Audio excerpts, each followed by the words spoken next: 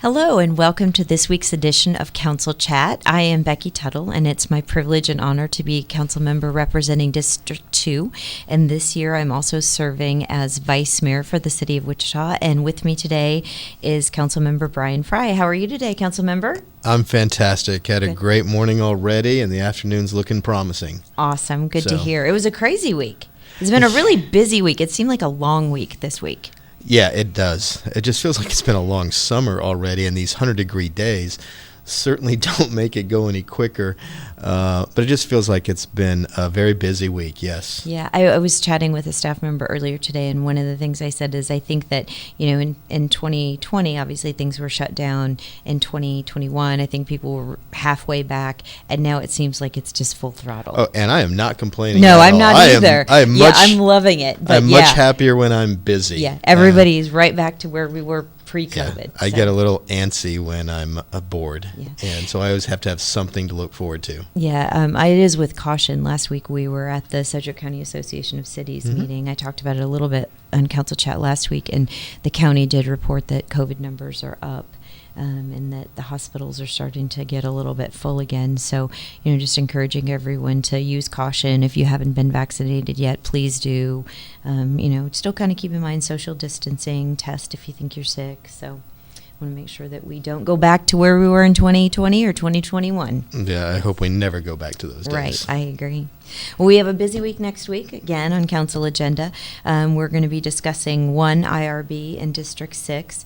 One of our goals, our mission for the city of Wichita is to be an exceptionally well-run city, and one of the four prongs of that is to grow our economy. And so IRBs are just one of the tools that we have in our economic development tool belt. And this one is for Main Street Living. They will be redeveloping a former office building into apartments and co-working space.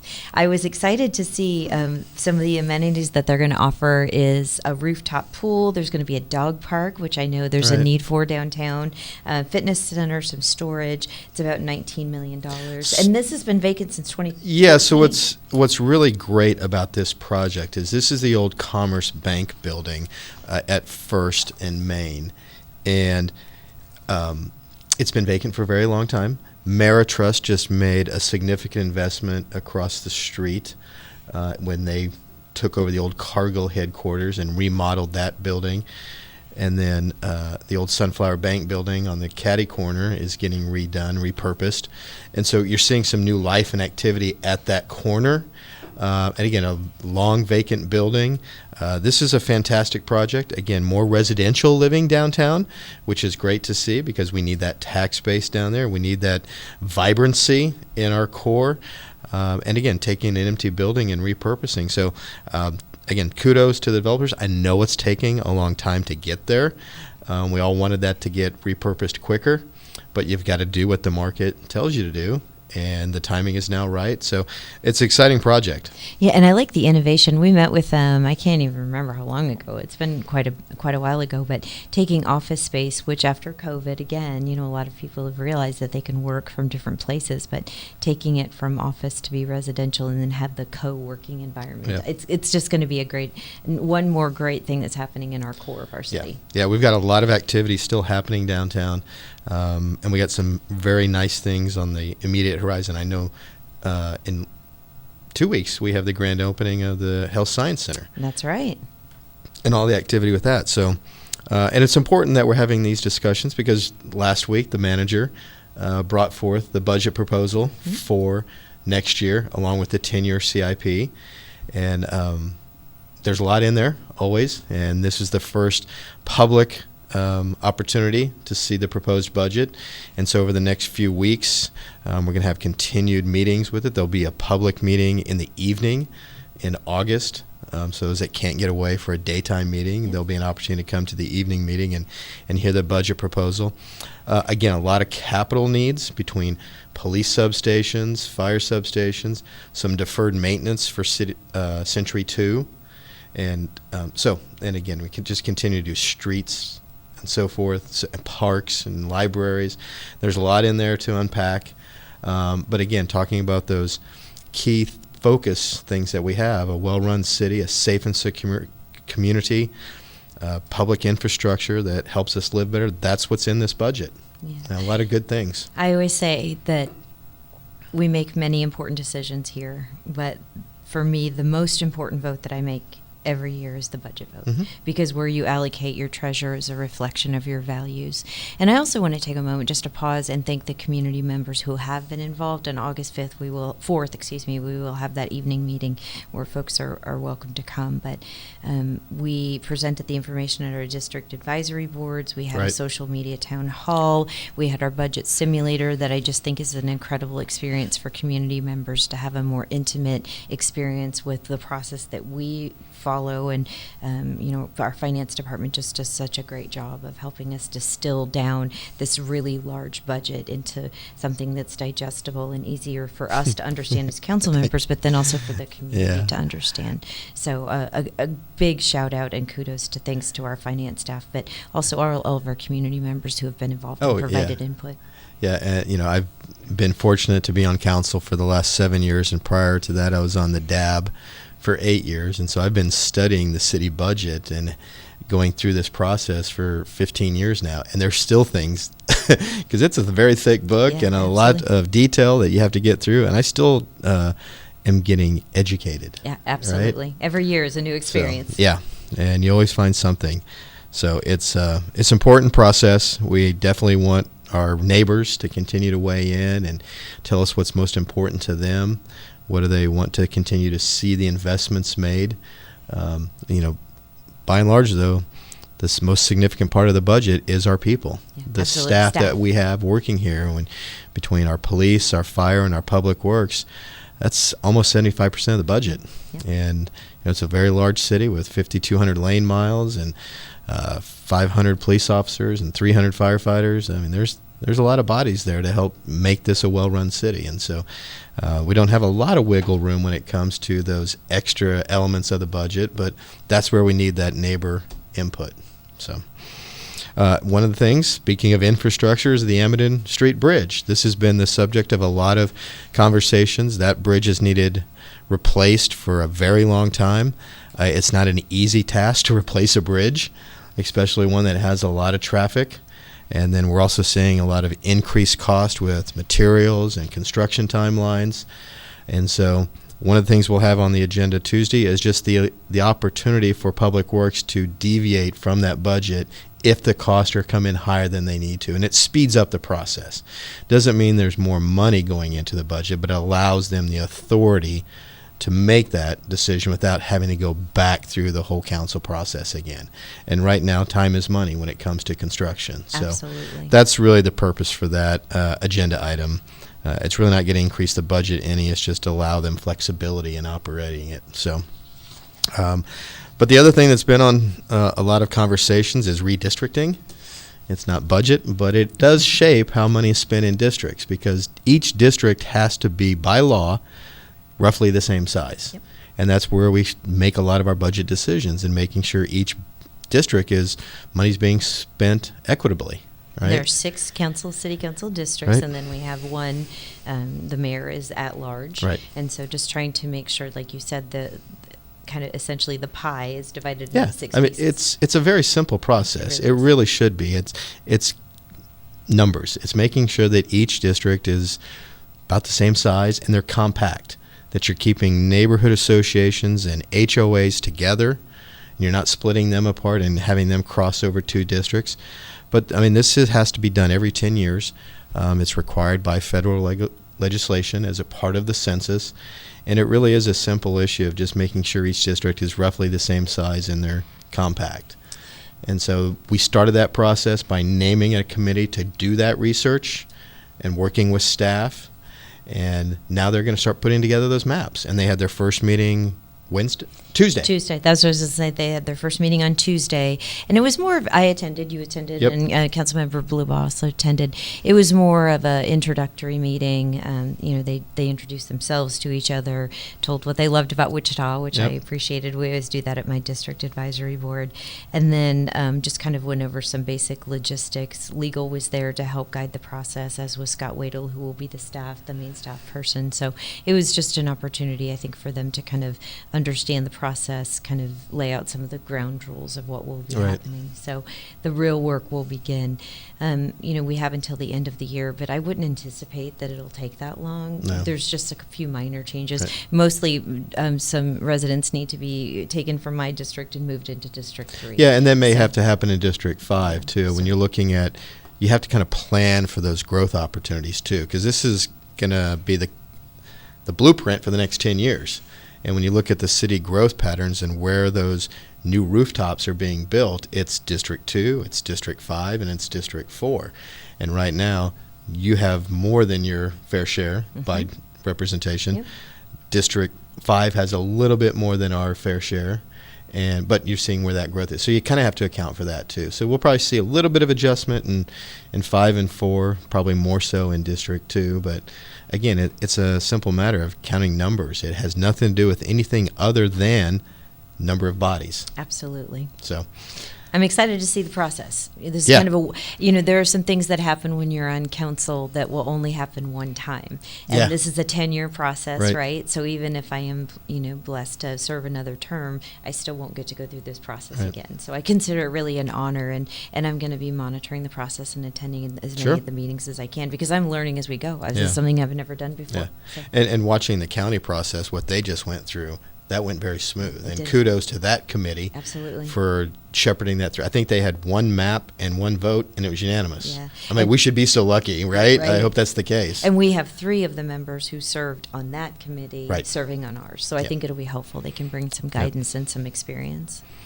So we also have something exciting this afternoon. Yeah. You and I will both be attending. Yep. We're both members of the National Baseball Congress. We're on the board. Yep. And so this afternoon we have our baseball museum unveiling later today. Wearing my baseball earrings for this reason to help us celebrate. You got some pinstripes going on yeah, here some too, I see. pinstripes. So I've heard that it's just phenomenal, that it's interactive. Also, it won't be stagnant. They'll have displays Yep. that will be changing. So I think you've probably been involved a great deal more than I have. You've actually been involved in the committee for the Yeah, I've for the been museum. fortunate enough to serve on the the stadium oversight committee. I took over from Longwell when he was no longer mayor. That spot needed filled, and so I did that, and then served on the baseball museum steering That's committee. right. Okay. And so we hired a firm called Cambridge 7 who partnered with local firm Schaefer Johnson Cox and Frye, and they put together a very dynamic, interactive museum. And again, for the public to understand, this isn't just an NBC museum. It is a Wichita baseball museum. And so it speaks to the history of baseball in our community, and that includes the Negro League and Wichita professional baseball, certainly NBC, and then most recently the Wind Surge too. So it's a combination of baseball history in Wichita. It's, it's a confined space. It's not super large, so you can't put everything out there at once. It's going to have to rotate some exhibits. Which is good, though. Yeah, exactly. So That it's not keeps- stagnant. Keeps right? people coming back. Will there be Yep. a nod to League 42? I know they're going to be present today as part of it because I believe there's some support for League 42 coming. Yeah. But this is about more professional baseball and NBC and so forth. So, and again, there's a lot of interactivity. So That's you'll great. want to come back and see new things. But today we get to unveil that. It's great that the Wind Surge has a homestand right now. So fans are going to a Wind Surge game will be able to go out and see the museum and really get their first tour of it. I'm excited for it, and I think this is the final piece of the stadium. When we brought forth the stadium for the Star Bond project, it had to include a museum experience. And so the stadium's been finished, and we've been enjoying Wind Surge games and other events there. But the one piece that was still remaining was that baseball museum. And so now we get to push that through. And then when you see the rest of the development happening around it, it's just really an exciting place to be down there right now. It's just one more great thing happening in our city score, Absolutely. right? Which helps our entire city. So when people come from out of town for a game, now they can also go to the museum. Yep. So just one more amenity for our residents, but then also for our visitors Yeah. to our great city. And there's a lot of great artifacts. And again, not all of them are going to be on display at this time. We hope to rotate them out.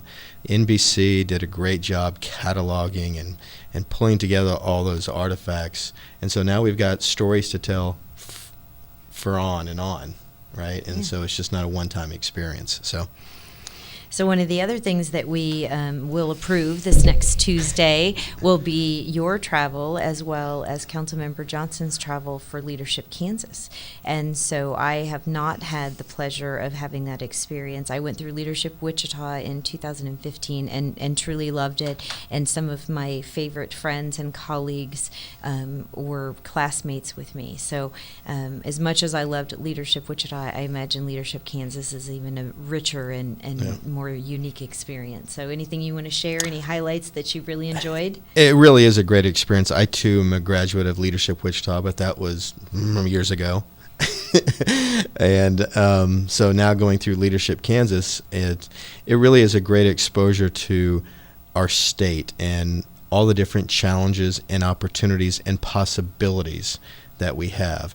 And we get the opportunity to visit Pittsburgh, Hayes, Garden City, Kansas City, all across the state, and get a real deep dive in the quality of life issues, the economic challenges, workforce issues that every part of the state. But at the same time, we get to celebrate all the good richness and exciting things that our state has to offer. And these have been some real eye-openings.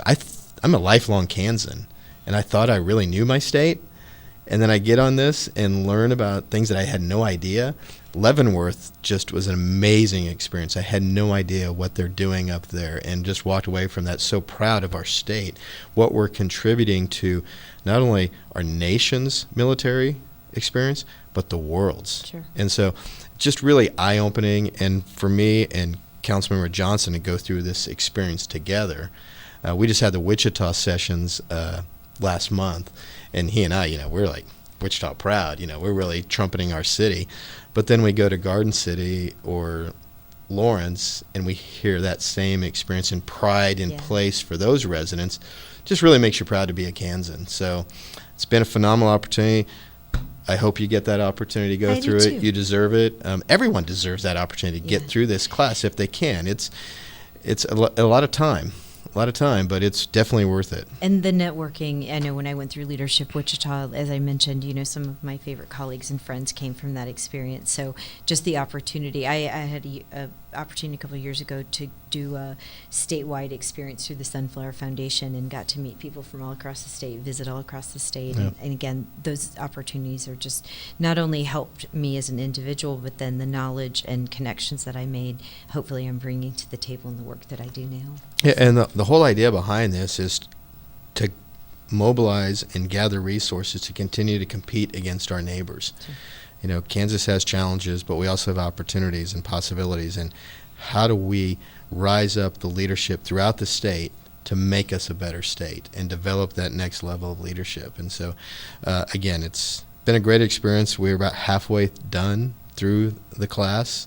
We still have about 4 more months to do, but it's been a lot of fun. But that's next week. I'll have to be out of town for a little bit, so it'll be some time away, but it's all part of it. We always look forward to when you come back to hear from you and Councilmember Johnson, what you learned and what you ate and what you drank. I'm also hearing a lot about that. So it sounds like just a fantastic experience. So thank you for representing us. Absolutely. No, it's been great. So, we've gone probably over our time limit today. I feel I could talk to you for hours on this stuff when we're talking about our city, because we have so much passion for our community. We both do.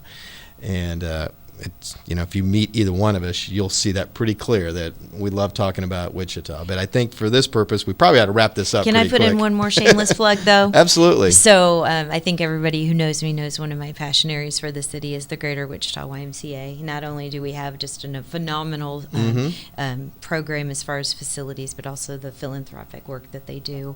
And so this weekend, one of the things I started years ago before I was on council is at their bowl-a-thon, having some special teams. And tomorrow for the bowl-a-thon for the Greater Wichita YMCA, the city and county will be joining against state elected officials. And so you'll be on my team, as well as Chairman David Dennis and Vice Pro Tem Sarah Lopez, and then several state representatives and state senators, and Yeah. we're going to bowl, and we're going to see who can win, the state elected officials or the city county elected officials. So I haven't bowled since this event last year. Yeah, same here. So I'm probably not going to be the one who's saving the day for our team, No. but just, again, one of the many amenities. I always say when I do this, when people say there's nothing to do in Wichita, I always say, come sit next to me and let's have a conversation, because there's more to do than we could ever do. All right. Well, good plug. Thank you for joining us on Council Chat. Be sure to tell your neighbors and friends about this opportunity, to follow us on this opportunity, because there's always good conversation and good things you can learn. And you can follow us on Apple, Spotify, or wherever you listen to podcasts. Thank you. Thank you.